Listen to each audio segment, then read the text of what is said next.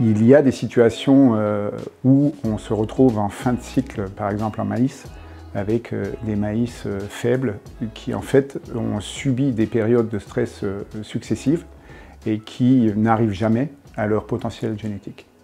Alors le maïs, la particularité, c'est qu'on aime bien démarrer en post-levée avec une association de 2 biostimulants. Donc là, on va parler du Stim Pur à 1 litre hectare, associé avec un Foliastim MNZN.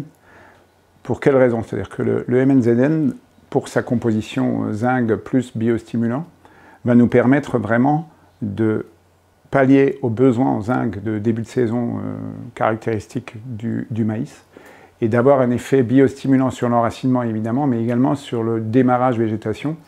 Le maïs étant une plante vigoureuse, avec un développement rapide, il est essentiel qu'on ait un développement homogène de cette première phase végétative.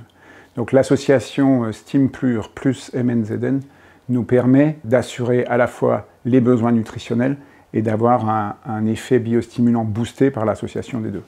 En maïs, on peut répéter l'action avec là par contre le Stim Pur.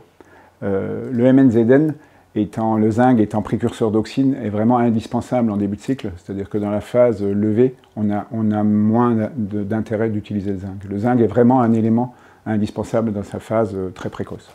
En résumé, sur l'ensemble des cultures, ce qu'on peut dire, ce qui est très important, c'est que sur des situations de stress, c'est une gestion au coup par coup, qu'on ne peut pas prévoir dans des programmes, mais qu'il faut anticiper en fonction des prévisions météo. C'est-à-dire que sur tous les coups de chaleur ou sur les amplitudes thermiques importantes, on rappelle qu'il est intéressant d'utiliser le wake-up en préventif et de repasser avec un Stim Pur en curatif en quelque sorte, après la période de stress.